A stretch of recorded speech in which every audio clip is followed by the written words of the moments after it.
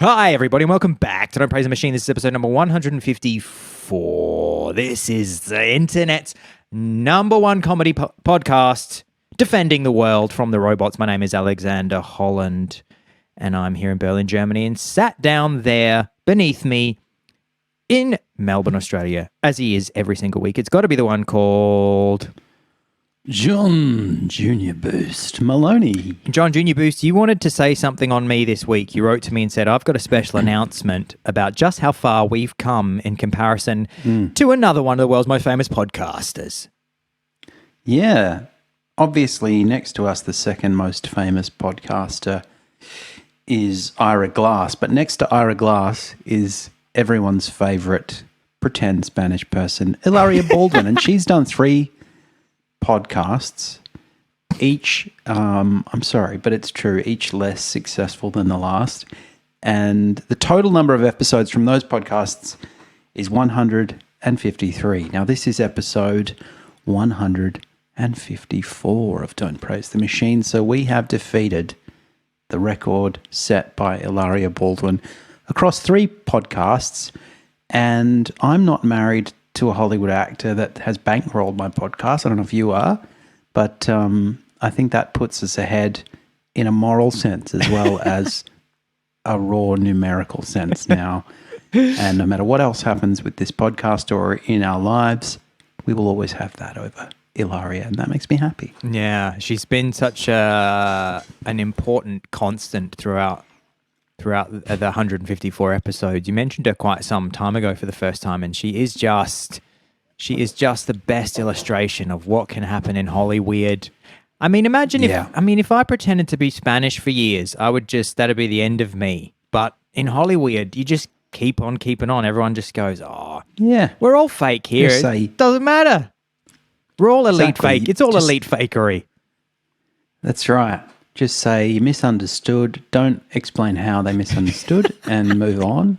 And it's fine. I was thinking today, because I sent out the newsletter which deals briefly with the Sheens and how Martin Sheen was actually Spanish. His father was Spanish from Galicia. Ooh. And he changed his name from Ramon Estevez to Martin Sheen for professional purposes. He didn't actually officially change it, but he changed his screen name, and that was because of anti-Hispanic sentiment in Hollywood. Wow. So I think, in a funny way, Hilaria's story is a lovely indicator of social progress, because she changed her name from Hillary to Hilaria because she wasn't Spanish enough, and that's a nice thing, you know. I mean, Estevez became Sheen so that people who casting directors wouldn't go, no, we don't want anyone with a Spanish surname.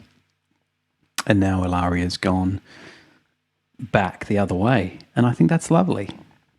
Admittedly, it's a story of deceit, but one that demonstrates how far we've come. Social bellwether has moved in the right direction. Yeah, well, when I think of how far we've come, I think of Hilaria Baldwin and Rachel Dolezal, 2 people showing us that actually a need to hide one's race has actually flipped 180, and now it's actually something that people desire.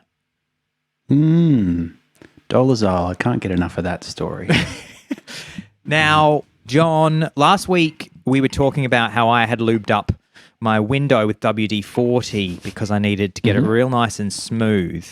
And I did, and I want to thank you, WD-40. And you asked the question, which was, is there a name for when a particular brand or product becomes so popular that it becomes the brand becomes the generic name for the product? And I was actually reminded of this again this week when I was in the shower. I was listening to another podcast, and they mentioned something which I'll get to in a sec. And I thought, oh, wow, this is somewhat related to what John said last year. So for anybody who missed last week's episode, typically if you're not a massive hardware person and you think of lubricants, what comes to mind? WD-40, extremely strong brand. And then we gave some other examples of this. So rollerblades is a brand which a lot of people don't know, particularly in Australia. People think that. So the generic That's name for just the product is product. inline skates, but nobody Yeah. says that. Nobody says, "Did you go inline skating?" Then Yeah. in the US they say I mean, nobody says, "Did you go rollerblading?" either anymore, but they once did. they once did. We've got Kleenex for tissues. I think that's American. Americans say Kleenex, don't they? Then I think Americans. So we in Australia we say Band-Aids for sticking plasters. Yes, It's another one. yeah. And then in the UK, Yeah, true. Yeah, and then in the UK they say Hoover for vacuum cleaner, which Yes. we don't say. We say vacuum cleaner, and the Americans I think say vacuum cleaner as well. But in the UK they say Vaco, you're gonna hoover that up, like just get the Hoover and hoover it up. So that's both. Yeah. Hoover's both the verb and the what this is called. You asked. It's called a generic trademark or a genericized trademark, John.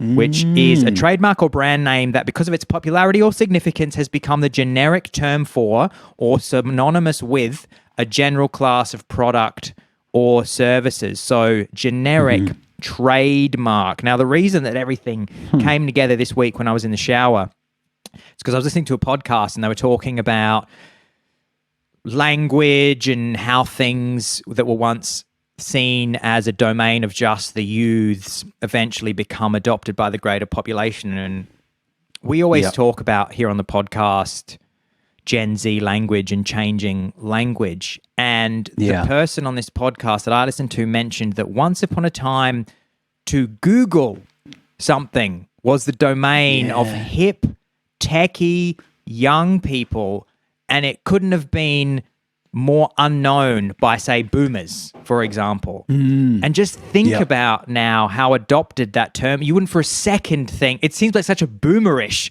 expression to say, to Google something. But again, this is a genericized transitive verb. Of course. Yeah. No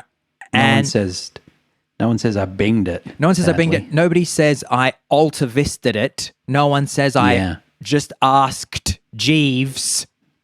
Yeah, that's right. Although I do love saying that just for dumb purposes. Or I ducked and went it. Nobody says that either. Yeah. But it's crazy to think about that. So Google was founded in 98, and the first example of it being used as a transitive verb was in I think a memo or an email from the founder. I think Larry Page is his name, and he sent an email out. The founder sent an email out, and it said, "Keep Googling." So it's just being a bit goofy. Yeah, okay. But then the first example of it being used in television was in a Buffy the Vampire Slayer episode 4 years later. So in 2002, there's a Buffy the Vampire Slayer episode where one of the characters said, Willow asks Buffy, "Have you Googled her yet?" And that's 22 years ago. So we've been saying Google for, can you Google something? Half of our lives. For more than half of our lives. And what this... go on. I was just going to ask you, do you think that when Willow said that in 2002, that the reaction from the audience would have been like, ha ha ha, she's knowingly kind of winking to the audience, referencing this new thing called Google? Totally, because Buffy the Vampire Slayer, what type of people loved that show? Losers. My ex-girlfriend, Cecily. It was a nerd show. Yeah, it was a nerd show. It was a nerd show. And so they would have been giving the audience a little bit of a nod. Put me through so many hours of that. But it's just interesting to think that there are terms being used now that we're laughing at, thinking how stupid and temporary, how ephemeral these silly Gen Z words are. And some of them will undoubtedly become part of the vernacular, just like Google did. Googled. Yeah. It's kind of hard to recognize in the present, sort the wheat from the chaff. I mean, I was thinking about the word Uber. Yeah. Which has kind of taken on a lot of currency. And you would say, like, I Ubered home. Yes. Which is an interesting thing because obviously you I mean, it wouldn't be that crazy to say like I Ubered home in a DD. You know, like it's I don't know what a brand. DD is. DD is like a different, like an Uber equivalent service. Okay. There's a number of competitors to Uber. Lyft Lyft, and then over here we Lyft. have Bolt. You know, if you like, somebody could say, even though it would sound awkward, I Ubered home in a Lyft, and you'd sort of know what they meant.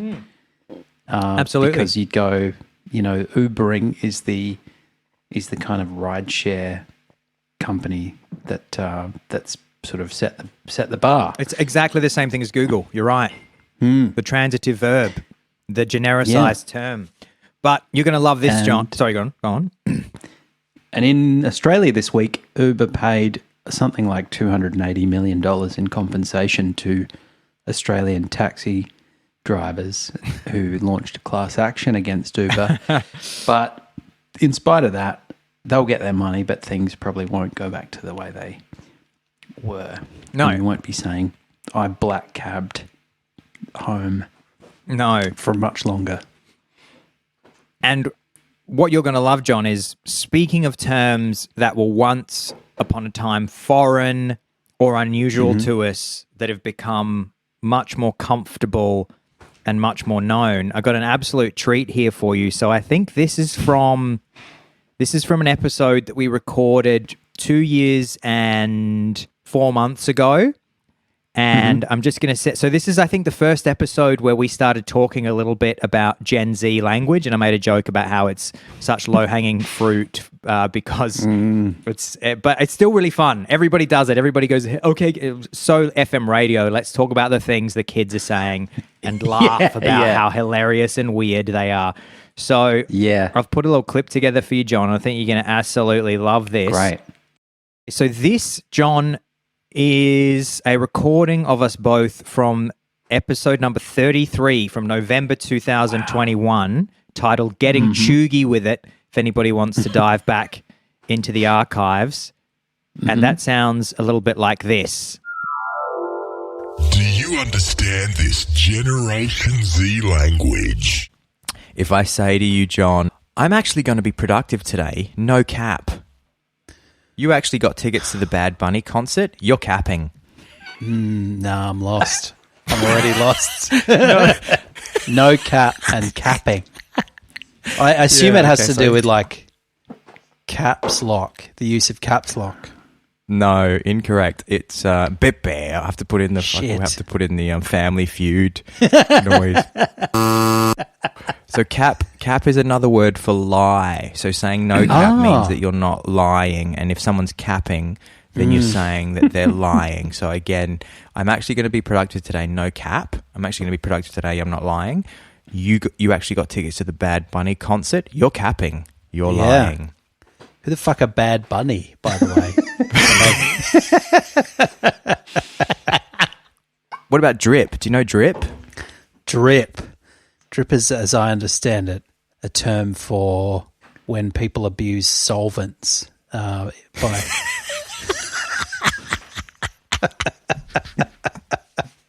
Yeah, Mike's had his kids taken off him because he was on drip.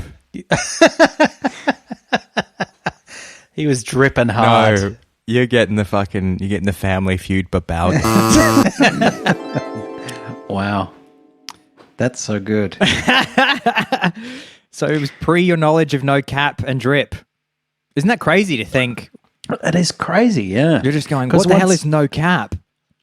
Yeah, exactly. And once these things enter your mind as part of your vocabulary, even if you don't use them personally, you know what they mean, it's kind of hard to imagine a time when that didn't happen, and it's relatively recent that I was just like, what the hell is this Gen Z nonsense? And I still think that today about new things that will one day be very familiar to me, and I resent Gen Z for putting all those things in my brain. Well, you use a word that's Gen Z slang that my friend James Osborne uses as well, which I love, and I use it occasionally as well. And I think it is the best. It's my favorite of all of these words of the last however many years, which is the word mid. I think mid is such a great word. Mid, yeah. Saying something is pretty mid there's something that's able to communicate something that I feel like there isn't necessarily an equivalent for. It's kind of like a clever. It means lame. It means it came from. I think I mentioned this before. My understanding is that it came from. The genesis of that word is that it came from talking about a low quality of weed, of marijuana, that you would be... Okay. That if you had bad weed, it was like middle. And now it has just come to mean kind of lame. And there was... It's interesting because the most obvious comparator is the word average, where you would say, oh, this is pretty average. Pretty average. But that doesn't have quite the same, like, feeling pretty average means you're feeling shit. But you wouldn't really use that to say, like, it doesn't have the same immediate connotation of lameness. Yeah, that you just pointed out. It's added something to average. Yeah, which is novel, I think. I love it. Like you said in an episode a couple of weeks ago, you were referring to people that were listening to U2, and you said if people were really into U2, you'd say, yeah, you guys are pretty mid.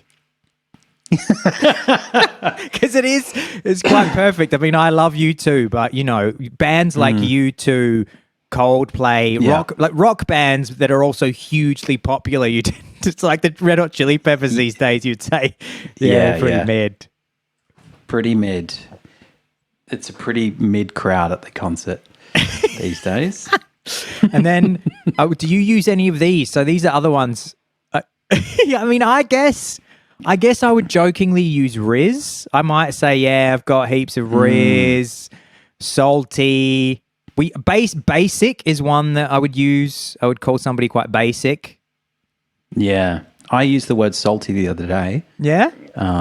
Because I was having a chat with a friend of the show, Fots, Harley Schumann, about whether there's any real difference, and others, about whether there's any real difference between the word umami and the word savory. And he was like emphatically, kind of jokingly, but emphatically saying that there was. And I said, no need to get salty, which was a kind of pun because saltiness is part of the flavor profile. And he said, like, I wasn't getting salty, I was getting brothy. It's a totally different mouthfeel. You also use a slang that I don't think you or people in Australia realize now to foreigners was strange. And my brother was using it a few years ago. I've mentioned this also before, where people were just using it like it didn't need explanation. And I was putting my hand up going, excuse me, I don't know what that word is. And it's cooked. Cooked, yeah. I love that. I used it in a lecture recently. And what did you in say? My course.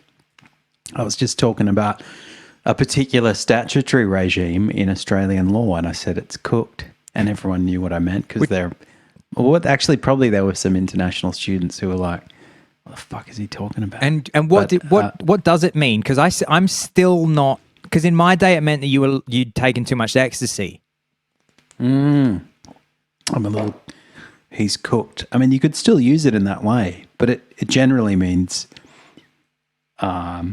fucked or broken or sometimes crazy or like, that politician is cooked, you could say, but also you could say, I suppose, this festival is cooked, or this, ironically, this meal is cooked. That is so good. Somebody could cook you a delicious meal, and you take one bite, and you go, "This is cooked," and they go, "This is cooked. Do you like it or not?" Yeah, exactly. It's like the modern Australian equivalent of who's on first. And cooked has stew is cooked. Cooked has escaped the borders of Australia and is now an international slang. I've seen many TikToks of Americans who use the word cooked now. So I want to say, well done, Australia, for getting that one out there. Yeah, that's great. Not since the heyday of Crocodile Dundee have we had so much international traction. Yeah, I've seen a lot of TikToks where people say, that's not a knife, that's cooked. That knife is cooked. Yeah. In terms of my slang, people will know how hip to the groove I am. I use fetch a lot, which is from Mean Girls from 2004. That's the fake. The fake slang word that they have in the fake slang that they put into Mean Girls, and that sounds like this, John. Yeah. John, there you go. I've even sent that one to you to have a little listen. Okay, great. That is so fetch. Gretchen, stop trying to make fetch happen. It's not going to happen.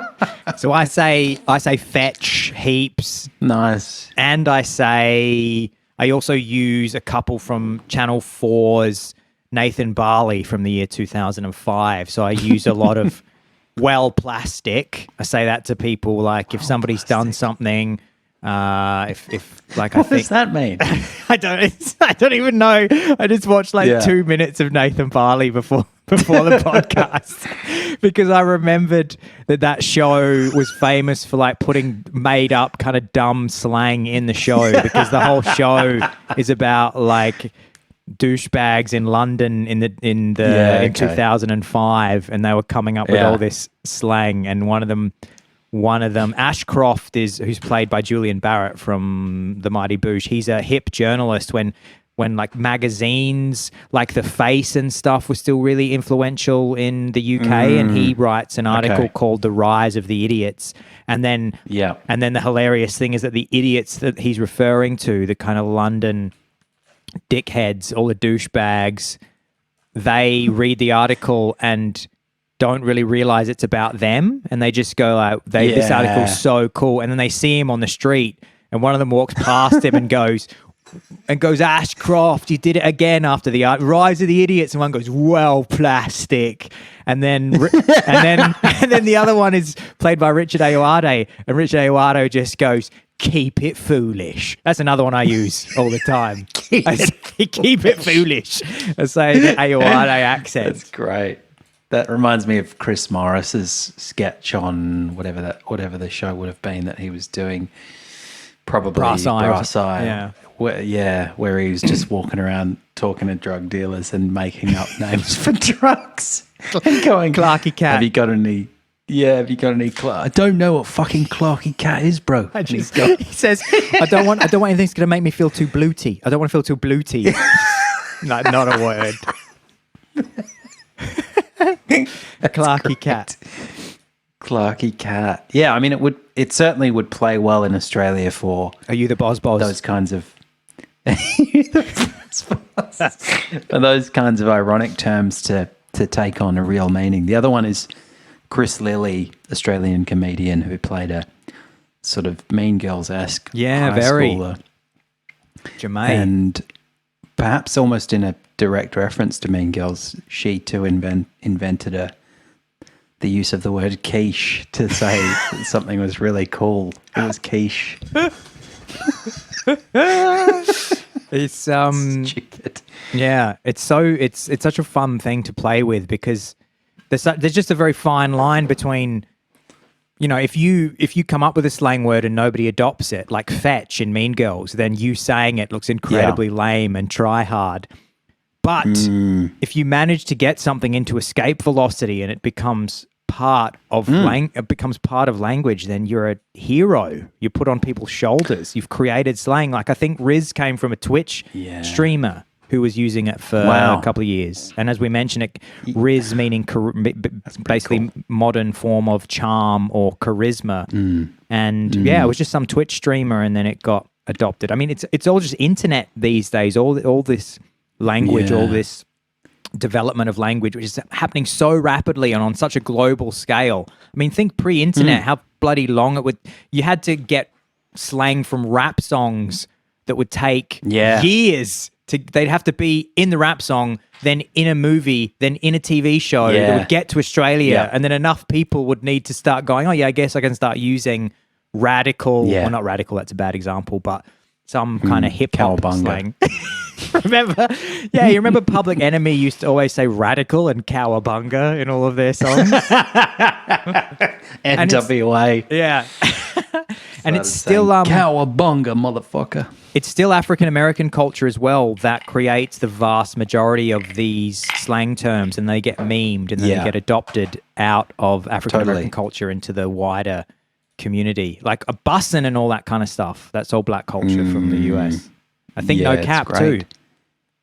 I mean, it does make me think back to people that we went to school with, and everyone would know somebody like this who was a bit of a, catchphrase originator, or just had a way with words, and certain slang terms that they used would catch on. And maybe in a place like Adelaide, they would spread to other schools. But you'd think back in the pre-internet days, being the source of a slang term that actually caught on would have been an incredible feat. Yeah. I wonder if anyone's traced the origins of cooked. That's a good question, actually. That should be us. Probably the origin is that drug use application, but who first kind of started to use it for, my tax return's cooked. Yeah, my tax return's taken way too much MDMA. I remember a few years ago in Berlin, my friendship circle suddenly had a bunch of Americans from the West Coast that appeared. Mm-hmm. And so they had moved from, it was basically a group of people who they'd come from San Francisco. I think a lot of them came from different places in the US. They'd spent their early adulthood in San Francisco. Their early adulthood, they might have spent their childhood in different cities and then moved to San Francisco for their first jobs or whatever. And then they all turned up in Berlin, and I remember them using lit. And I just remember knowing what it meant and just going, you can't be using that just because that's on a meme from last week. You can't just be using that in a conversation right now. But then, of course, I don't know. I don't think I've said lit. I think it was too West Coast for me. It was too... But the early adopters always do seem, you kind of go, oh, fuck off. You just... you jump the gun. It's not an expression yet. It's too cringy. But then you don't even notice it after a while. I'm always just in the rump of once something hits the mainstream, I'll start using it. But until then, I will be thumbing my nose at it. Well, the other thing, I want to be ahead of the curve. The other thing with lit is that it didn't do anything new. It was a placeholder for 1,000 other words that have come before it. Whereas I think mid is saying something that there may be other words there's obviously words that are saying something similar. There is something about mid that I love so much. There was I think I've mentioned this as well. There was a meme of, did Taylor Swift got Time Person of the Year? Time Person of the Year, yeah. And somebody just made a meme of the cover and had just replaced the word time with the word mid, basically referring to Taylor Swift and Time's decision to make her Person of the Year as the most mid thing. And I laughed for days. But I need my cousins who are much more hip to the Twitch grooves than me to send me a bunch of slangs for 2024 that are coming in hot and strong, because I haven't really paid attention to what the latest slangs are, but I love to keep abreast of them because I think it's really beautiful. I love how language changes like this and how different generations come through and bring these new interesting words with them. I want to trace, whoever took mid out of marijuana and started using it. I want to say thank you so much. I found out the other day that the earliest use of queer to mean what it might mean in a contemporary context, i.e. people with non-heterosexual orientations and identities, is about 100 years old and comes from the Bloomsbury Group in London, which was a kind of forward-thinking group of intellectuals and artists and people that included Virginia Woolf and James Maynard Keynes, and is that his name? And they used to have kind of gender-bending, free love type get-togethers, and the men would sometimes dress in women's clothes and vice versa, and people would pursue thruples and gay relationships and so on, and they started using the word queer to sort of self-refer to that kind of behaviour, which amazed me because I just wouldn't have expected it to be that old, 100 years old. Well, there you go. Because the term queer initially just meant unusual, and you'll still see films and references to it being used in that way. You classically, oh, how queer if somebody did something unusual. The term Just a bit odd. And of course, the term "gay" initially meant happy. Yeah, exactly. It's a classic kind of trope of, early 20th century Britishness that you might use those terms queer and gay completely innocently. Yeah. Even well into the era when other people were using them in a different sense. I mean, but, we famously in Australia had, I don't know, you'll have to tell me if it's still around. It's probably been rebooted. We famously had a delicious ice cream called a Golden Gay Time, which was no doubt named. Still around. That must have been named prior to. Mm-hmm. I mean, you wouldn't have called it that. You wouldn't have called it that in the 1980s, because in the 1980s, homosexuality would have still been something that brands didn't really want to associate themselves with. So to call something a gay time, fucking hell! What year? I have to look up what year that. Let's see. Is. Yeah. First released in 1959. So there you go. Interesting. Okay. But I think now they've kind of knowingly reappropriated that name in a sort of celebration of contemporary gayness, which is probably not a bad strategy. Yeah, that sounds. Can I take you back? Unless we want to go further down the rabbit hole. I don't want to pull take us me out back prematurely to another episode that is in what I like to think of as the first trimester of the show. Although it's just beyond when we were still allowed to abort the show at that point. If we wanted, we can't now. It's late. Yeah. It's a late stage podcast.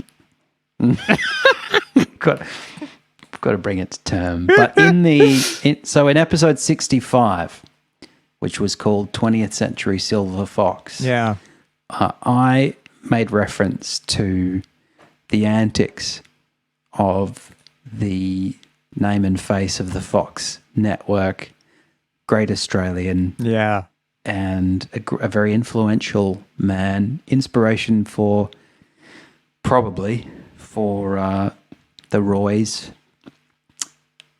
Rupert Murdoch. And I just want to say, Rupert Murdoch is a love rat, and that has just become truer and truer since I first identified that as being the case.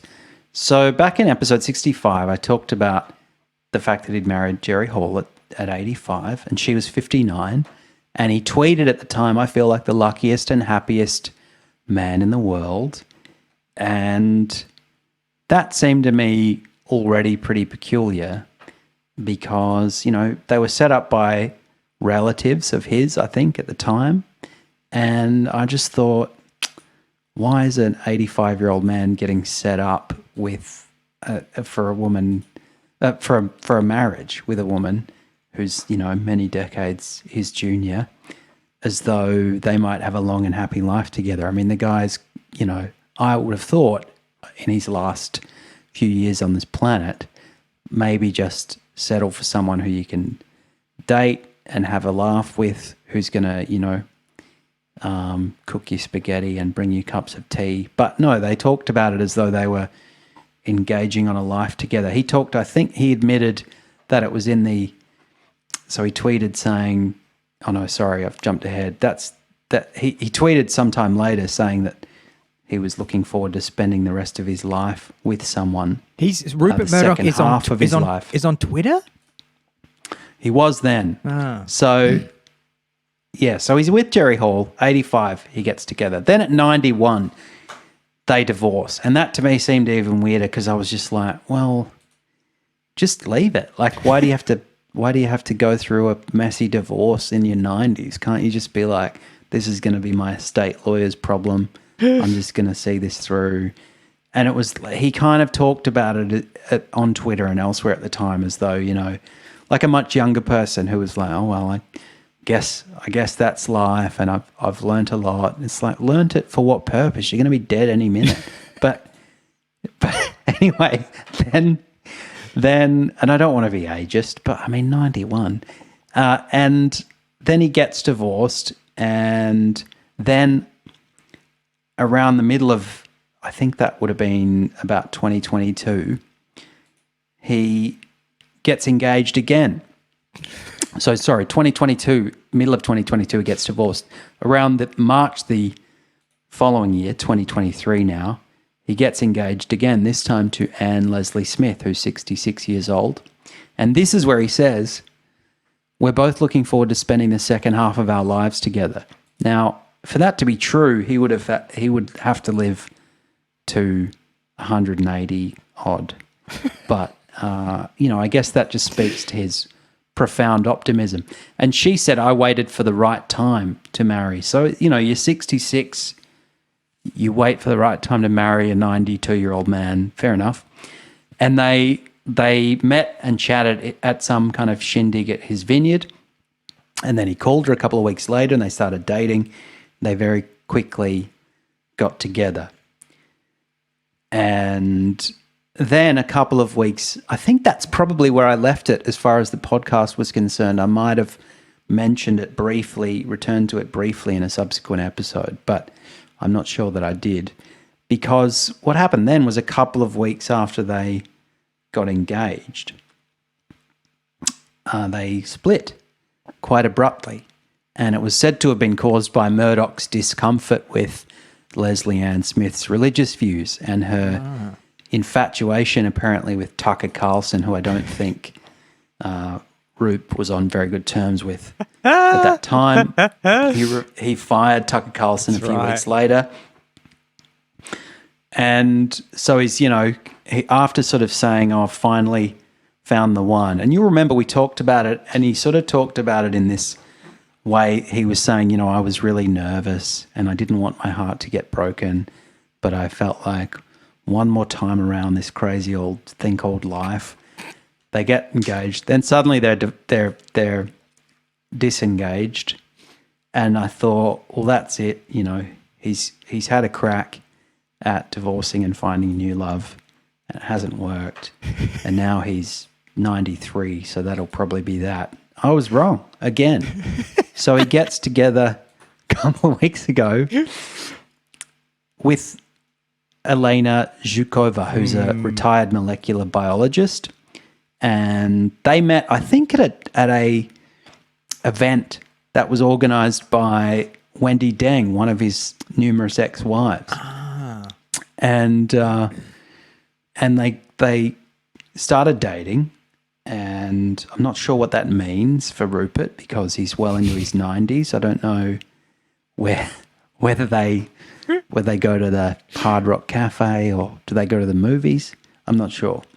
Anyway, then they get engaged, and she's got a bit of an interesting history herself. Zhukova, she emigrated from Russia towards the end of the Soviet Union, and she had a husband who was a kind of oligarch, I think, who then became extremely wealthy after the collapse of the Soviet Union, and then they had a daughter, then they divorced. This guy now, I think, lives in London like a lot of oligarchs do, and the daughter has become a kind of socialite and art collector, and was for some years married to Roman Abramovich, who is a famous oligarch and football team owner. But Elena Zhukova, I guess, just operates in these slightly rarefied, Richie Rich circles because of that background, and had quite a successful career as a molecular biologist. And now they're getting together. Murdoch, just a few days ago, I think on the 11th of March, just going to double check that, turned 93, I think. So he's going to get together with her, I guess, fairly promptly, I would hope. And he's now retired he's kind of stepped down from Fox, so maybe he's got a little bit more, or News Corp, so he's got a little bit more of a work-life balance than he might have had as a sort of mid-career 92-year-old go-getter. So maybe that means he can bring a more balanced and relaxed attitude to the relationship. But I do just love, I find it utterly bizarre, but I also kind of think, I wonder what that says about him. Does he just have this sort of boundless chutzpah where he's like 93 going, I think she's the one, and the kids are like, what are you even talking about? He's an absolute hound dog. I feel like I feel like there must be some reason for this. I don't know if I don't know if it has something to do with like insane elite world where I don't like they do this for a particular purpose. I don't get it. I confusing. feel there must be articles out there explaining. I mean, it could be the case that he's just a hopeless romantic, and but I find that so hard to believe how somebody so calculating in business to become one of the rulers of the world is then just going, oh, there's got to be the right woman out there for me, and I'm going to keep marrying forever. 93-year-old. It's so made weird. some mistakes. I got it wrong with Anna and Wendy, etc., etc. Jerry Hall, but I think Elena Zhukova has qualities that I've looked for the last 93 years, and she's got the kind of. I mean, look, he would have been not 93. I don't know. I can't do the maths, but let's say. Well, I'll get his birth date.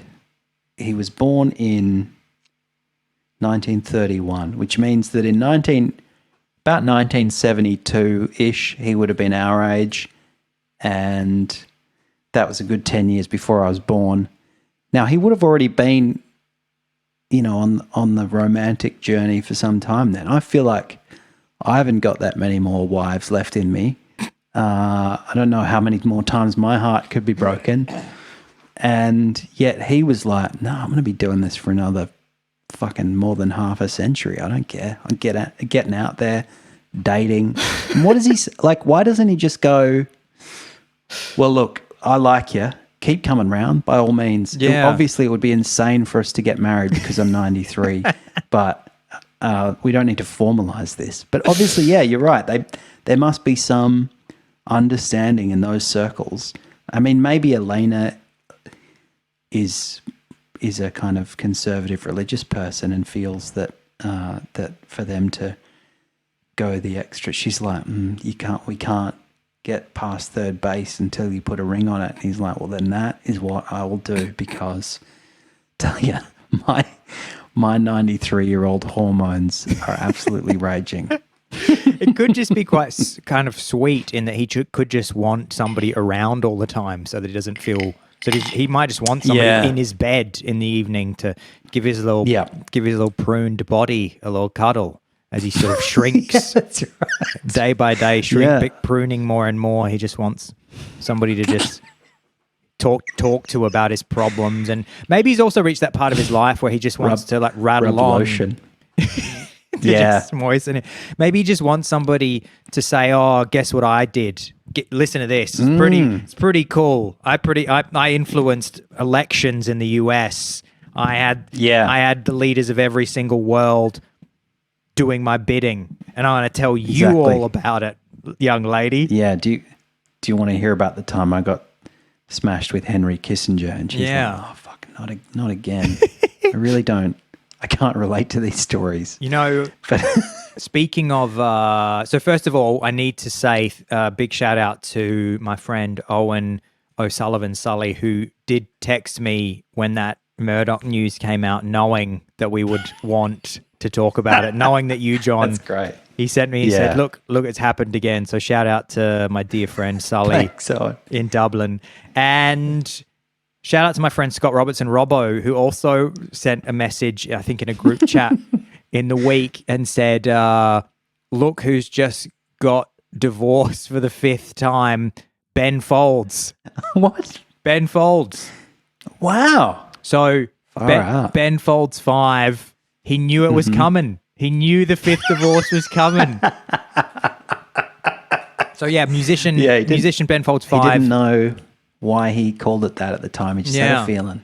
So Ben Folds is a famous musician. Lots of people will know him from the band Ben Folds 5.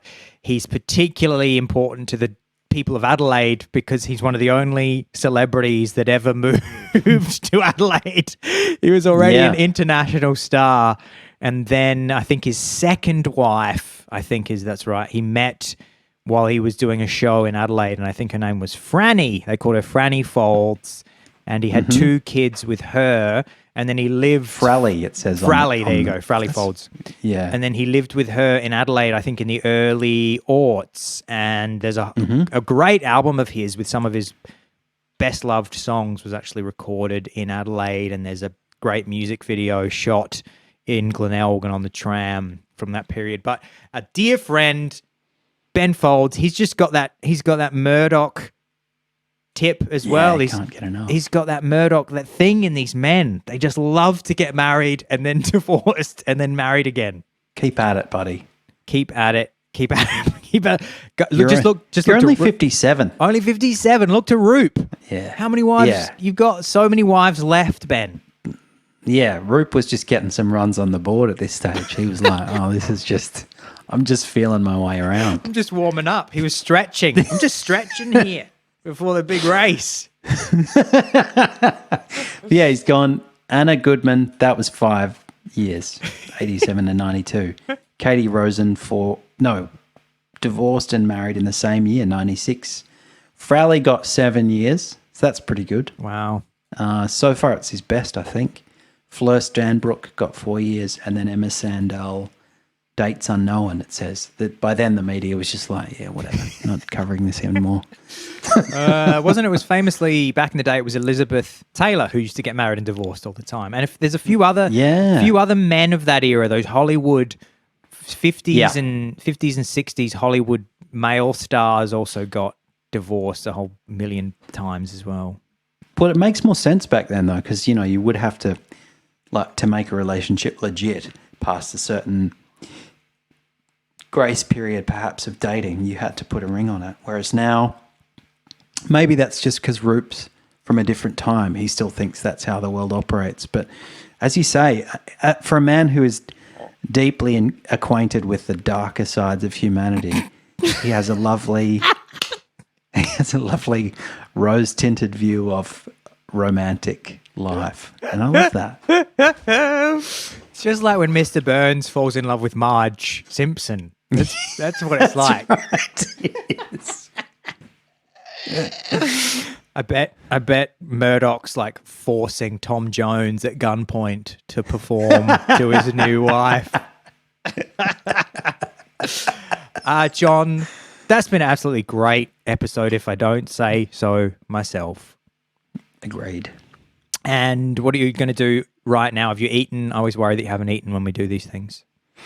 Yeah, look, now that we're starting at 7 o'clock my time, I've got to make sure I eat before I start. Otherwise, it's not going to be good for my glycemic index, because it's 8:42 now, and I'm going to go probably just order a large pepperoni pizza and eat it by myself on the couch watching X-Files. And my dietitian's going to say, no. That's your dietitian's going to say no more X-Files. No more X, because he says you get into a flow state when the X-Files come on and you've forgotten to stop eating pizza again. You have a Pavlovian response to that whistling theme tune where you got to have a pepperoni pizza. And I just go, oh, fuck, I feel like some pep. Double stuffed cheesy crust.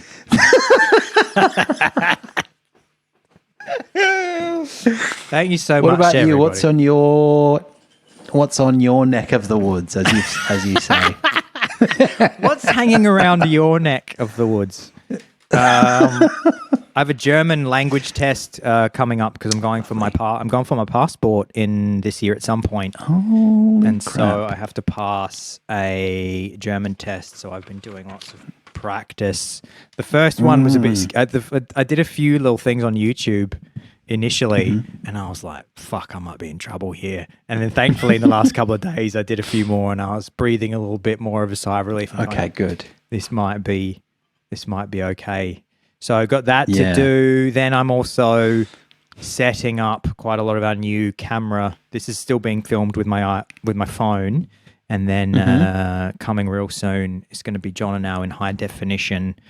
Yeah, I can't wait. And you'll be happy to know, I've got my internet speed doubled for the same price using the skills that I learned in my previous job as a salesperson.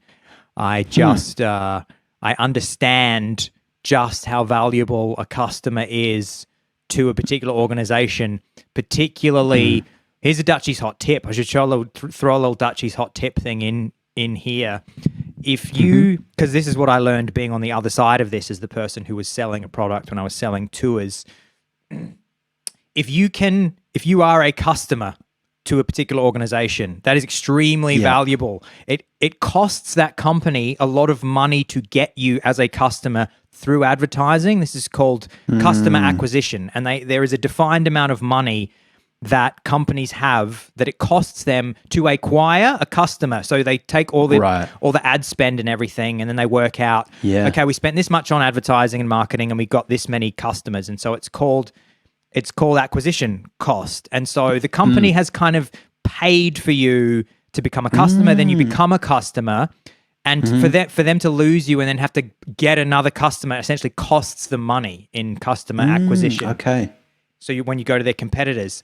So the thing to do is you basically, in a very friendly way, you don't do it in a dickish way, but contact a company that you want a better deal from, and in a very friendly way, make it known that you are considering going with one of their competitors.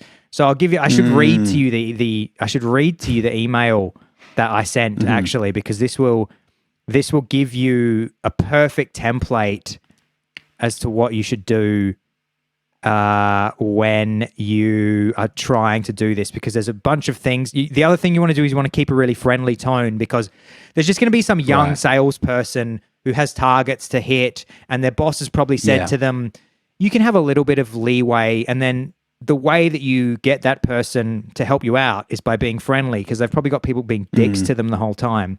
So I'm going to, this is all in German, so I'm just going to translate it. So here is exactly what I said: to double my internet speed for less. I actually am paying less now than I was paying for half the speed. So I said, good day. I am currently looking for the best price on cable internet. I have been with your company for 2 years now and am considering other options, as obviously I want the best price for my money. Now, this is important. I have checked your competitors, and I can see that I can get twice the amount of speed for less the amount of money. This is how much I'm currently paying with you for this speed. This is the key bit. I would very much like to stay with you because I've been extremely happy with your service. And I have recommended you to all my friends and family. So what this sentence says is, I am currently an extremely satisfied customer, and I am currently an advocate of your company to other people. I would like to stay with you because I've been very happy with you.